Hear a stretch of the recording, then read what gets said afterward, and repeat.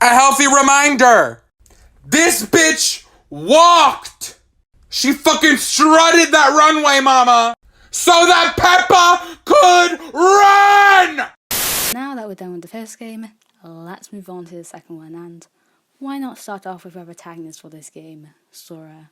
Now, I really loved Sora. She was a really great protagonist for me through the whole game. She made a really good first impression, and my love for her just continued on from then.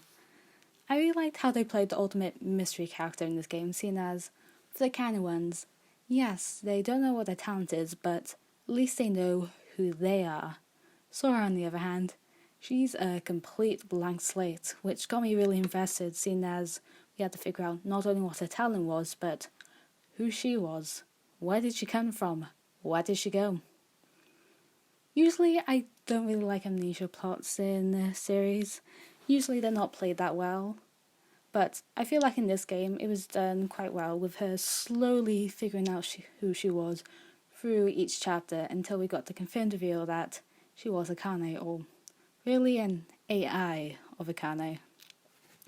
Now, I will admit I do have a slight bias, seeing as Sora is my favourite type of protagonist.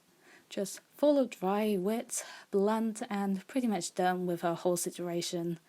It's one of the reasons why Hajime is my favourite protagonist in the canon games.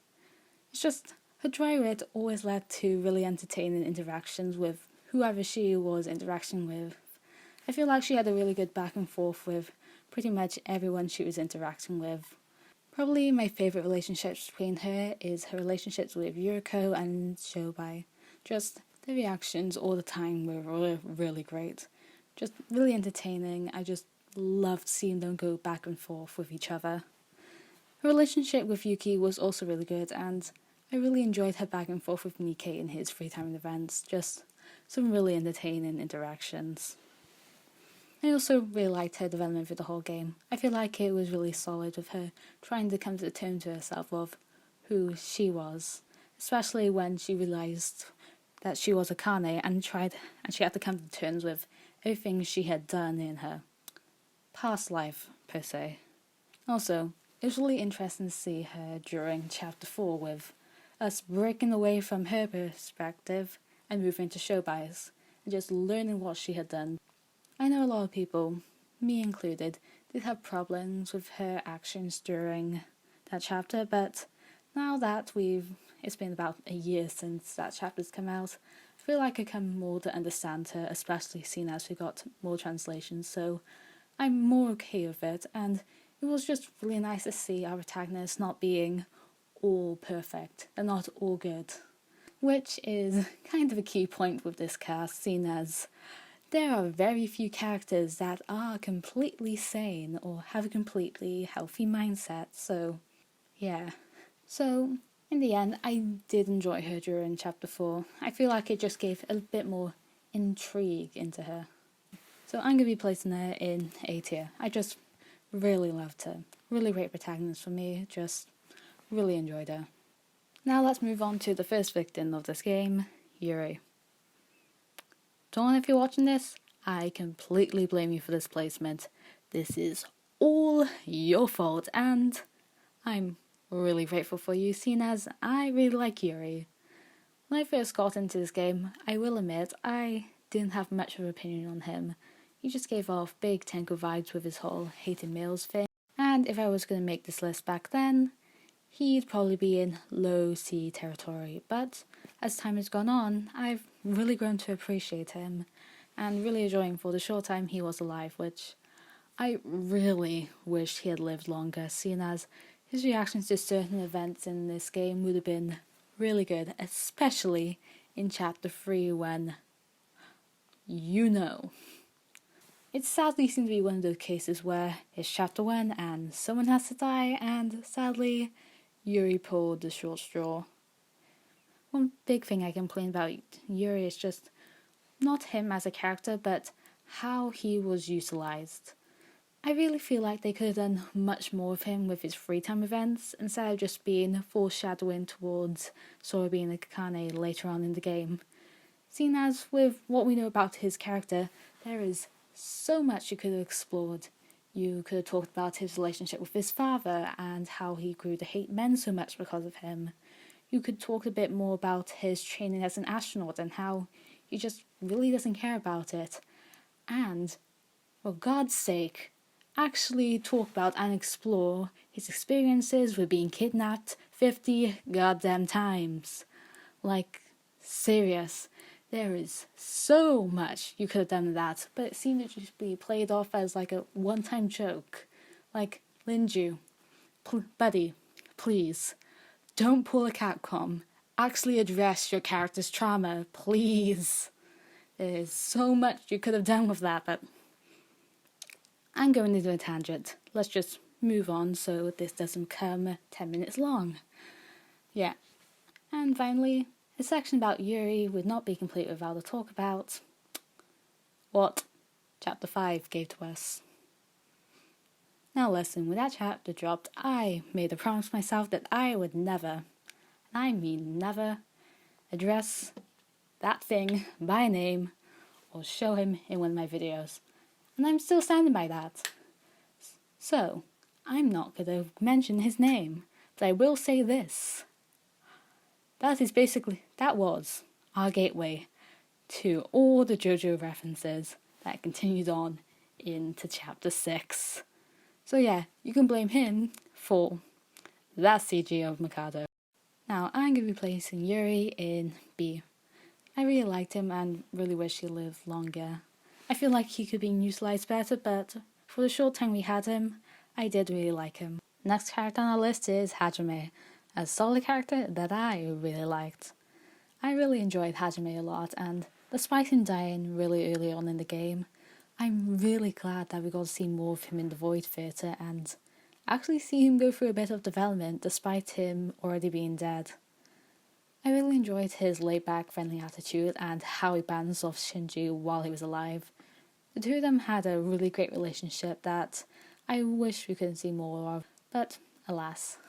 I also really enjoyed his relationship with Emma when the two of them got in the Void Theatre together. Whenever they interacted, I couldn't help but smile. With Hajime desperately trying to survive all of Emma's bad joke, it was just like, the two of them work really well off each other. I also really enjoyed his murder scheme and his trial.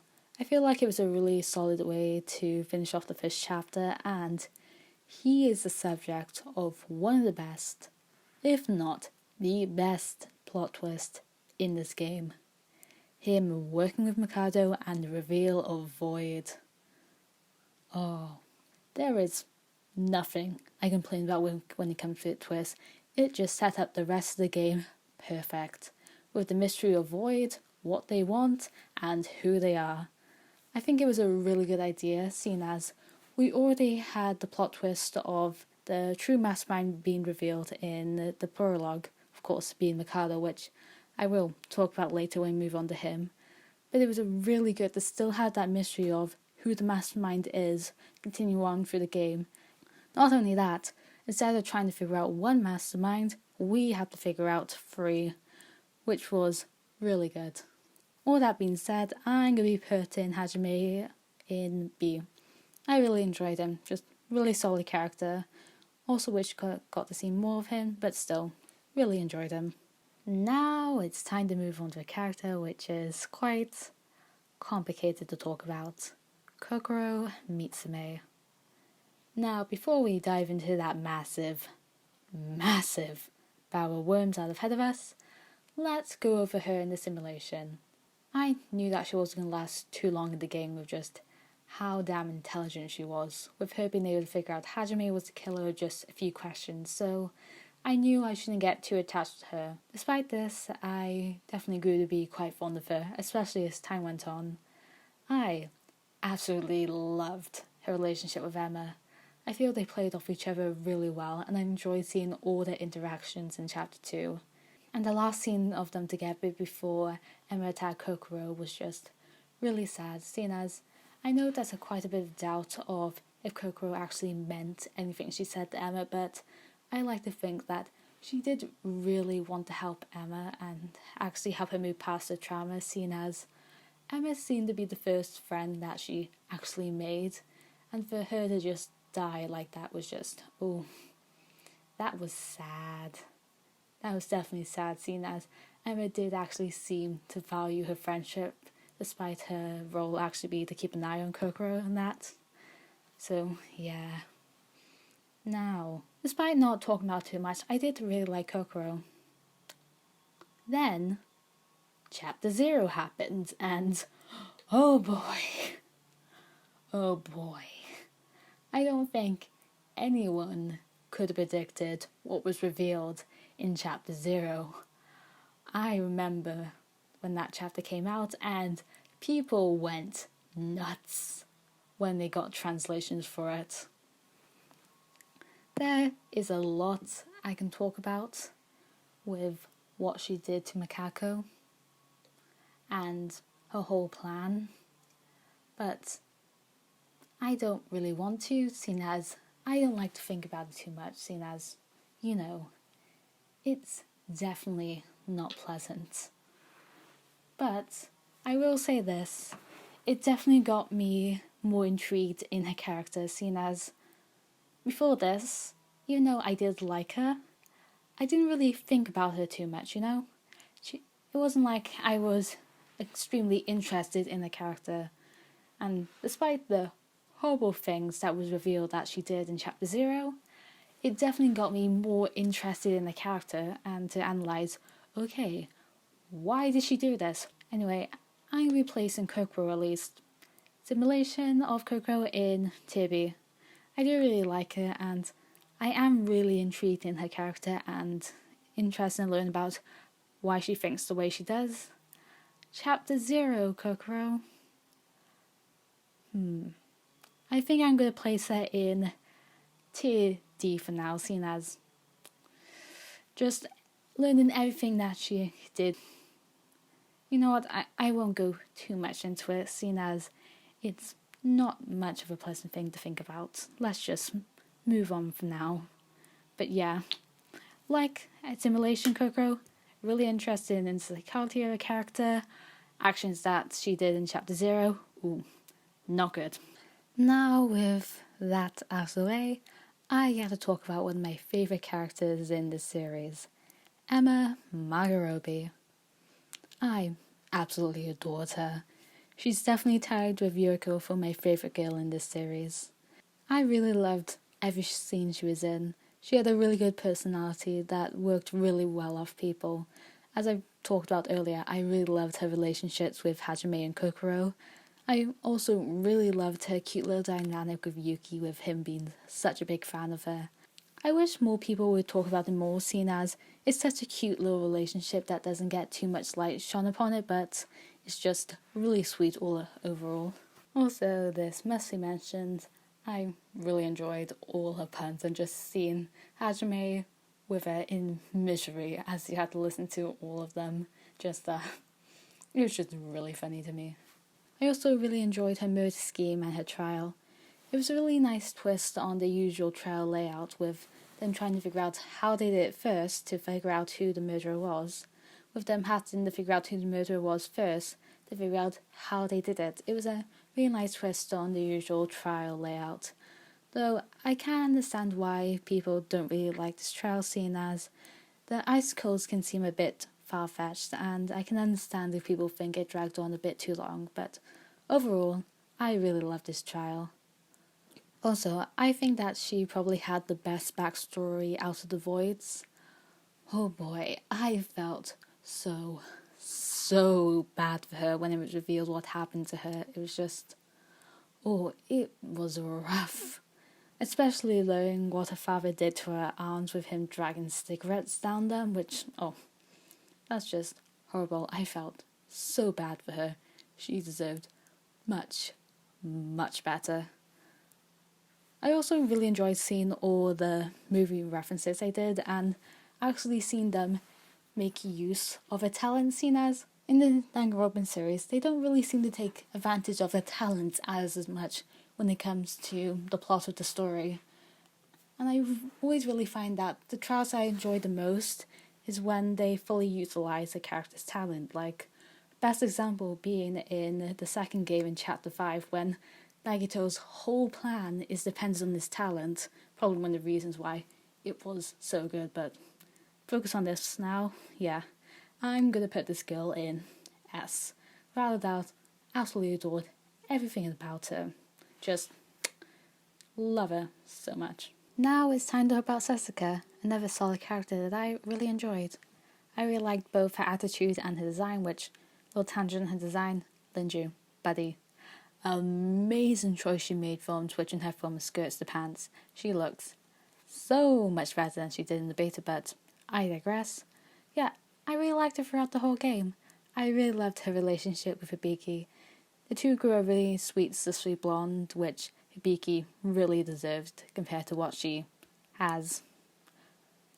We'll talk about that later, but anyway, and by far, she definitely has the best body discovery announcement in that game. Oh boy. Let's just say this, when Linji wants to go full out, he goes full out. Also, loving Linji, buddy. The fuck was her unused execution? Just drop your location, I swear, I just want to talk. I also really liked her free time events with Sora. They were really enjoyable, and I really enjoyed seeing the bond that grew between the two of them and learning a bit more about her backstory and her devil's eye, as she explains it. But yeah, I'm gonna put her in B. I really liked her. Really solid character.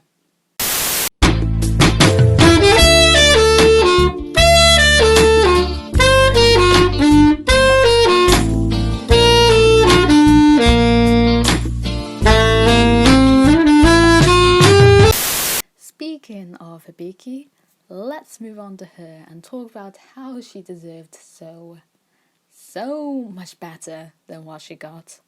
I really grew to love Hibiki. I grew really attached to her as we saw her development throughout the game, especially in Chapter 2. I feel like she had a really solid development and I really enjoyed it. As I said earlier, I really love her relationship between her and Sasuke. It's just a really sweet sisterly-like bond that she definitely deserved compared to what she already has, which, let's move on to Chapter 3, cause, oh boy, I felt so bad for her throughout the trial, seeing as she technically didn't do anything wrong, or she didn't do anything wrong out of her own will, seeing as technically she was just a copy of Kanade, seeing as she was in her doll form and was just following all the things that Kanade told her to do. And just her breakdown as she was just like trying to escape for her dear life, crying how she didn't want to die, and oh, I felt so bad for her. I really wish she could have lived longer or survived that chapter, even though, considering her doll-like state and what happened in that chapter, I don't think she would technically be able to function. If you know what I mean, seeing as seeing Kanade get executed would probably permanently put her in her doll-like state, and thereon, she couldn't do anything, and it's not like Kanade was there to actually snap her out of it, so yeah, she got it rough, but yeah, I'm gonna put her up in the high A section, because I absolutely loved her. She was a really good character. But anyway, I'm gonna put her in the A section. She was a really good character, and I loved her a lot. She is definitely my favourite out of the twins. Now that we're done talking about the sister, let's move on to the star of Chapter 3. Probably the main reason it blew up so much when it's first released, Kanade. Now, I have somewhat mixed feelings about her. Well, to start off with, she was a brilliant antagonist that was really entertaining to watch as the game went on. I mentioned this earlier, but I don't know why, but the canon games just can't seem to make a good third trial to save their lives. Luckily for us, not only did the third chapter give us a good trial, but also a really good blackened. For me, I think the thing that set Kanade apart from the canon game's third chapter killers is that her arguments and her defenses were actually interesting to watch and actually interesting to try and find holes in. Unlike the canon games, when as soon as you point out who the real killer was, it feels a bit more like it drags on, seen as none of the arguments they make are particularly interesting, seen as they have very clear holes that you don't really have to think about.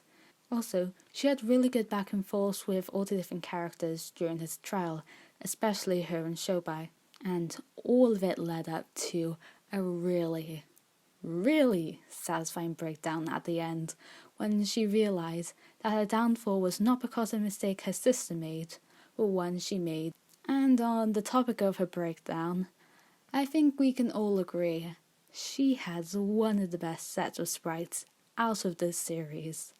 Like, I know people thought that Kokichi's sprites were creepy, but I don't think any of us was prepared for some of the facial expressions that Kanade made. Like, dear Lord.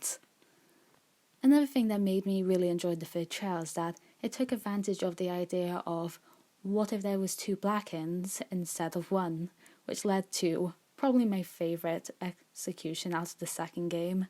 It was just really interesting to watch.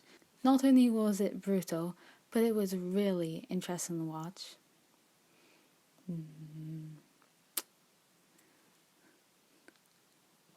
All of that being said, now we have to go back to the other things about Kanade's character that makes me want to throw up.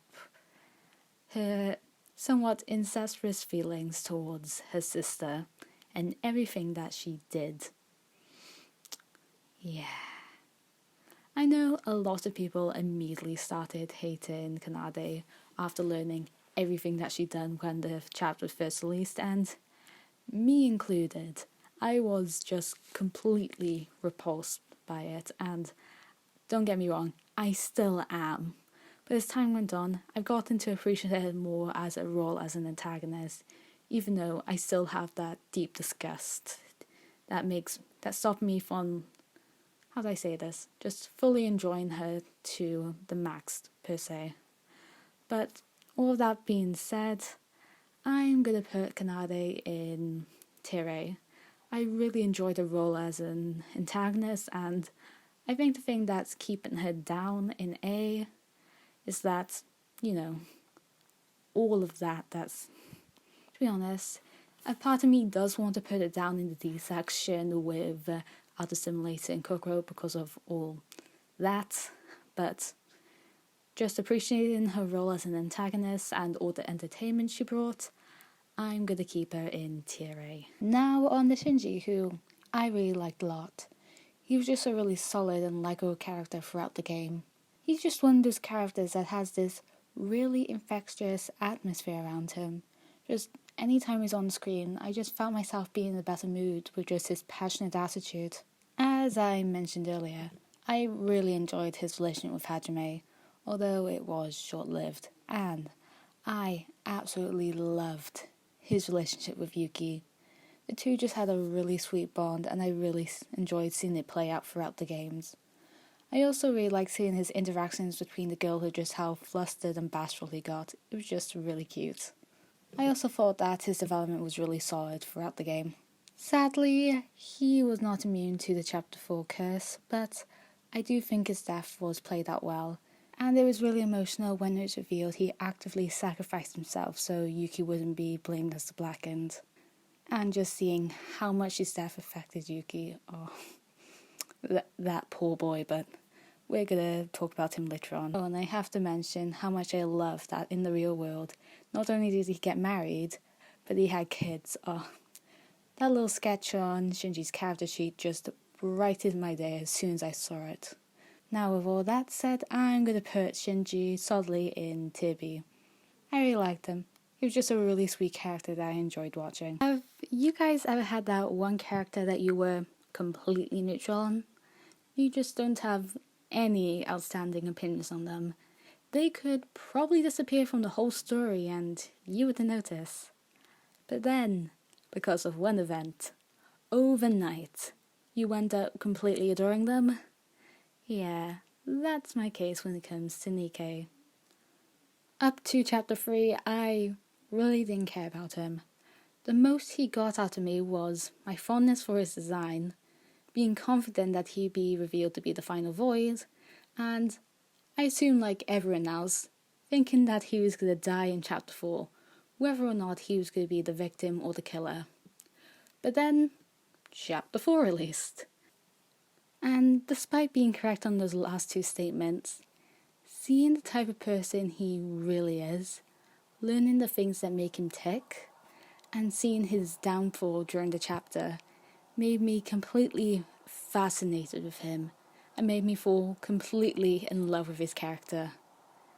Nikkei is the type of person that is completely motivated by power and the need to be in power.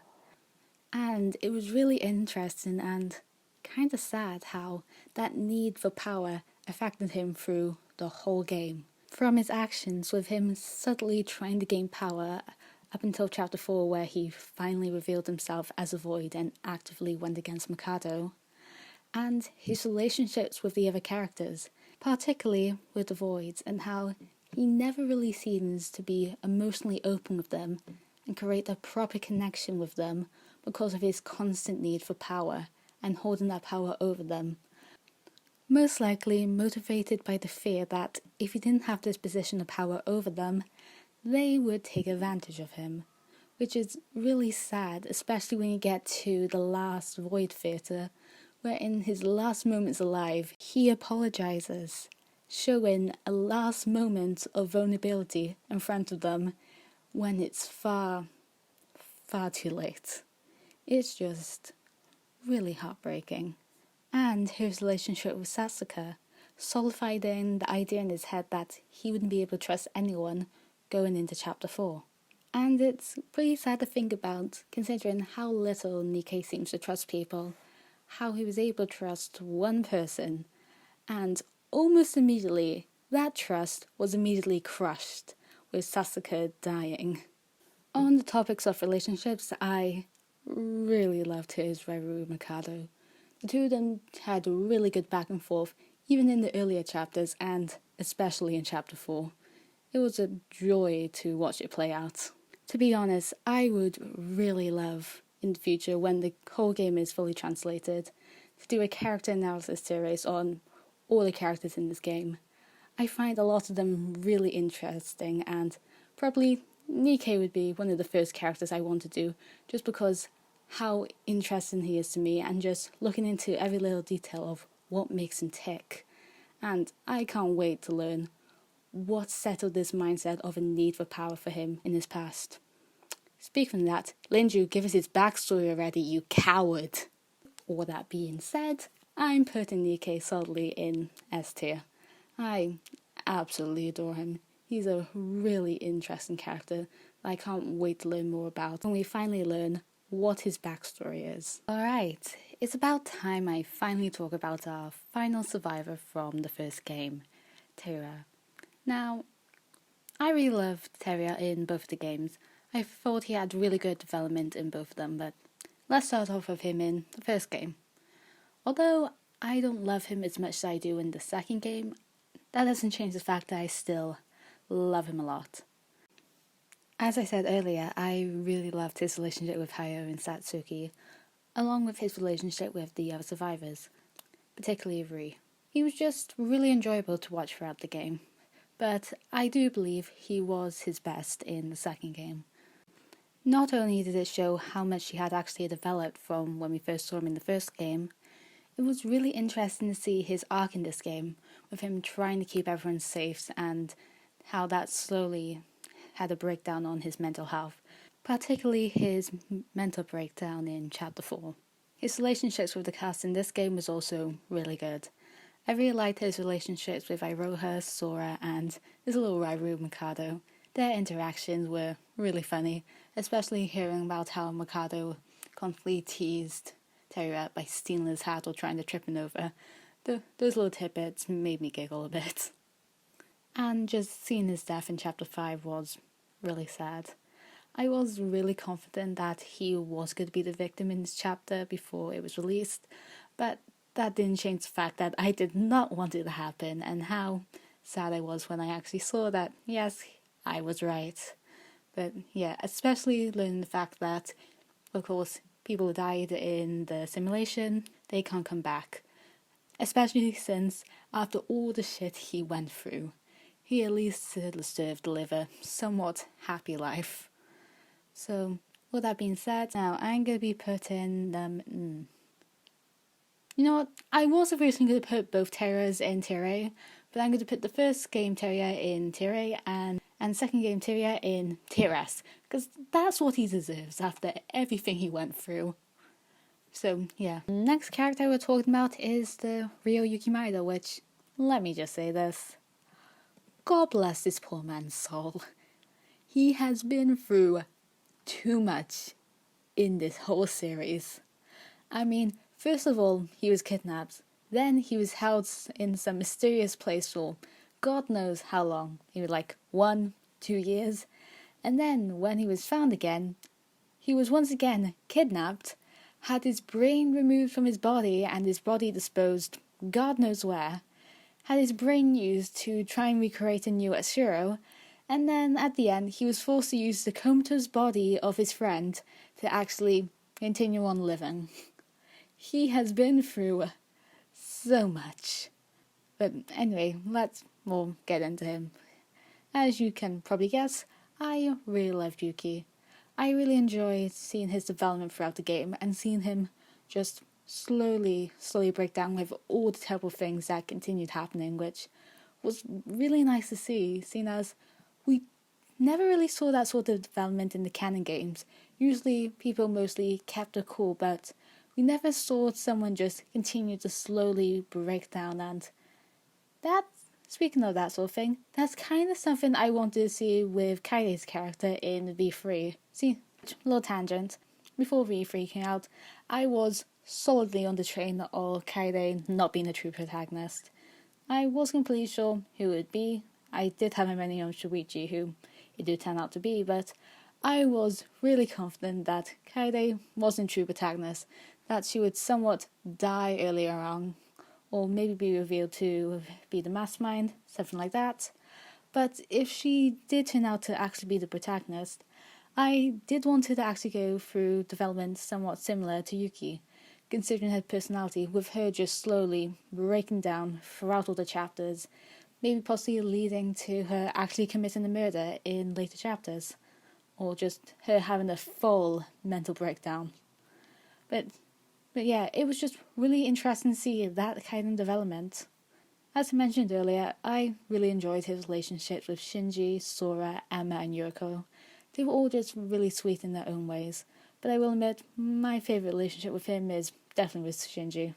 Yeah, with all that being said, I'm going to be putting this man in S tier, because it's what he deserves. He can never get a break in these games, and he just deserves to rest. I just hope with the open-endedness of the second game, I just like to think that he's out there living his life, maybe possibly visiting Yuriko wherever she lives, just the two of them coming together and bonding over all the horrible things that they went through, and their relationship with Sora. So yeah, he is solidly in S tier. What you got? I made a heart that's powered by sadness.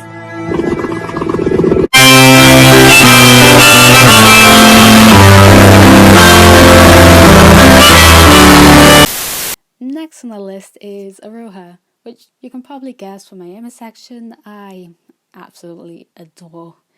As I said, she's definitely tied for first place with Emma for my favourite female character out of this series. I love her design and her personality, which is kind of surprised for me, seeing as usually I'm not really that fond of tsunderes. Most of the time I find them a little bit annoying, but I think Aroha's a really good case of a good tsundere, seeing as there's more than her than being a tsundere. I also really liked her backstory in Free Time Events. You can just really see how much she had changed from middle school due to all her experiences from meeting the upperclassmen.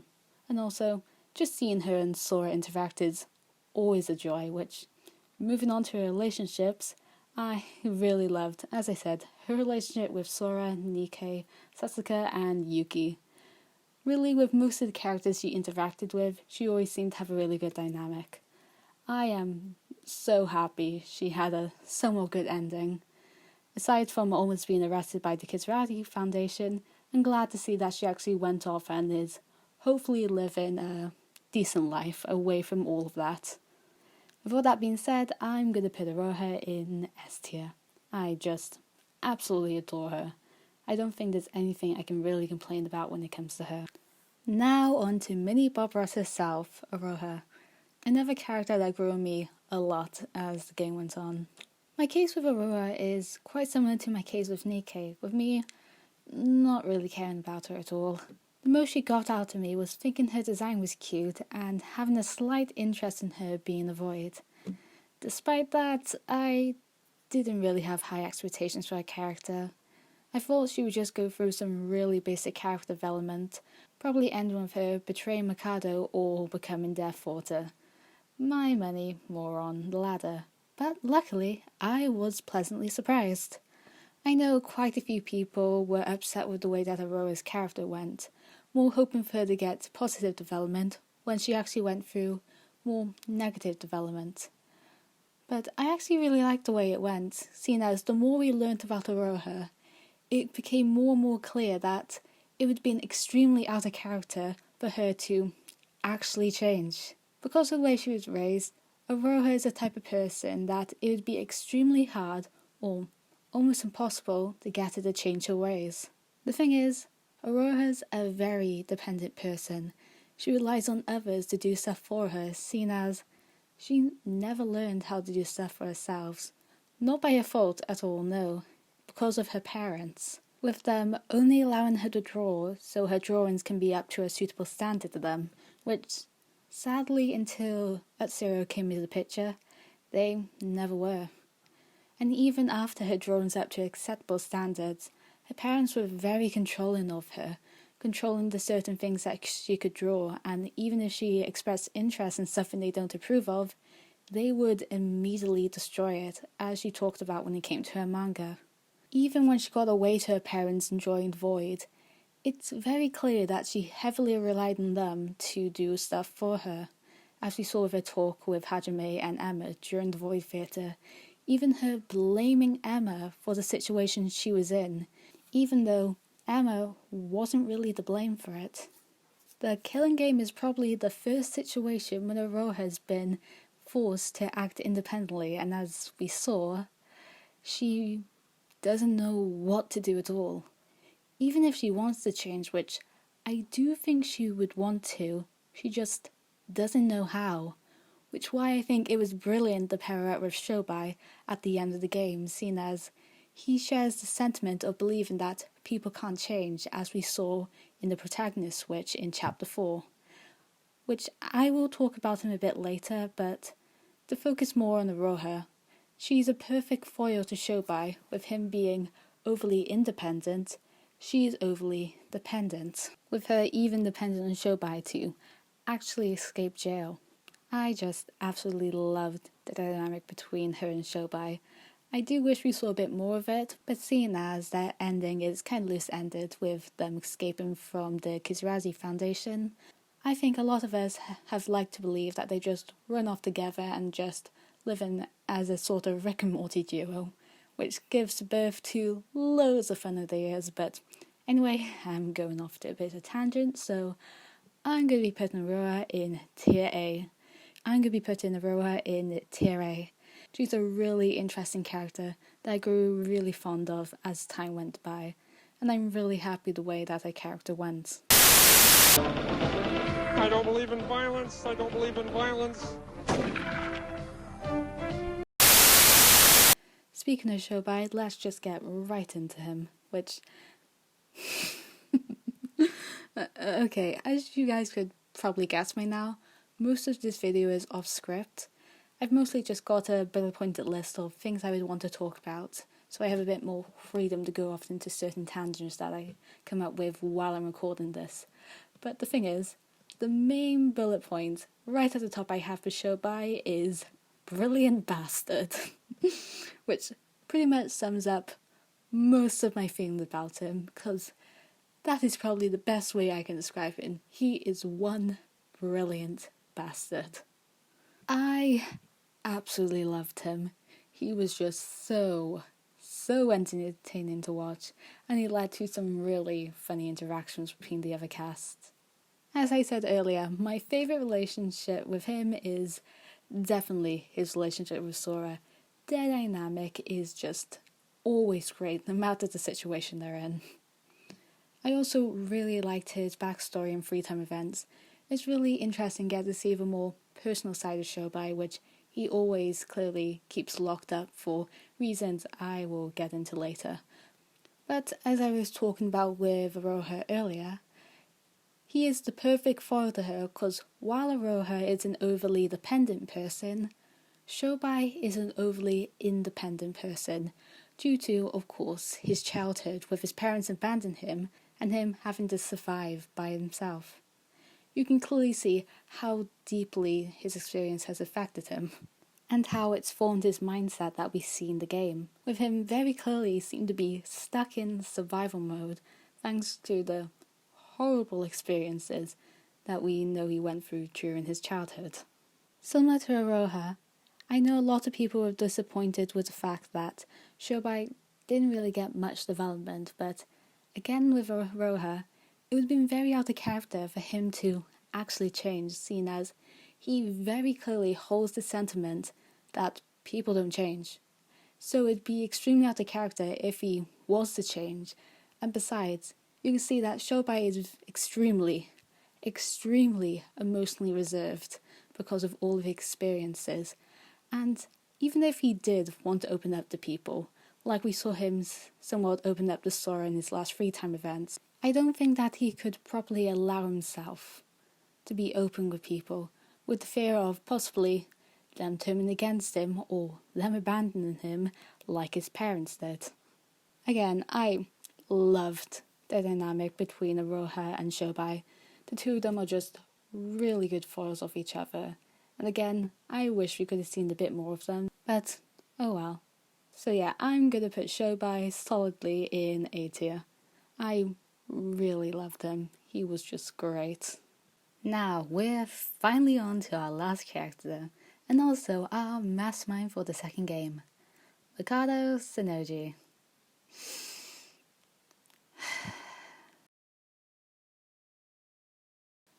God fucking damn it.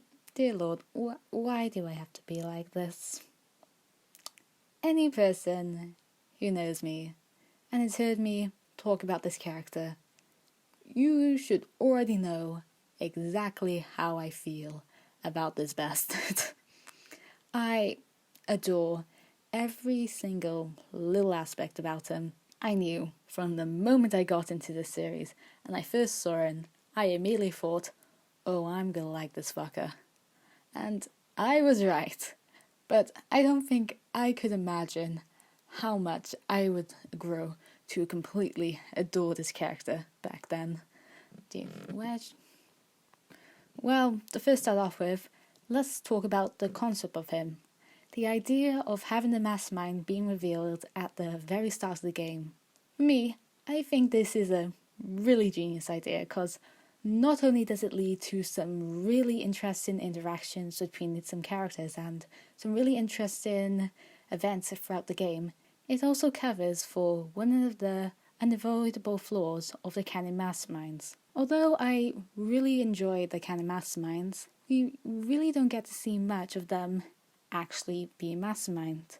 This is because they have to be keeping a secret up until the final trial where all the answers about the game gets revealed, and I think that's a shame, seeing as these characters are their best when they're being masterminds. This problem not only plays the canon Danganronpa games, but just twists villains in general. If you never really have a good feel or really get to fully enjoy a twist villain when you actually get to see them being villains, it can just feel cheap, boring, something that the writers just pulled out of their ass to cause conflict. Although with the canon games, they do of course have the cover-up of having Monokuma be the main antagonist up until the final trial, which was quite well done, especially since Monokuma is just a really entertaining character in general. But it doesn't change the fact that it is a shame that we don't really get to see these masterminds be masterminds for a long period of time. Mikado, on the other hand, with him being revealed to be the mastermind at the very start of the game, we get to enjoy him being a villain through the entire game, which makes the game as a whole really interesting, and I doubt it wouldn't be as entertaining if we got to see Mikado as this mostly heroic character throughout the whole game and then get to the final chapter where he's revealed to be the mastermind. Also, having the mastermind take part in the killing game is also really interesting.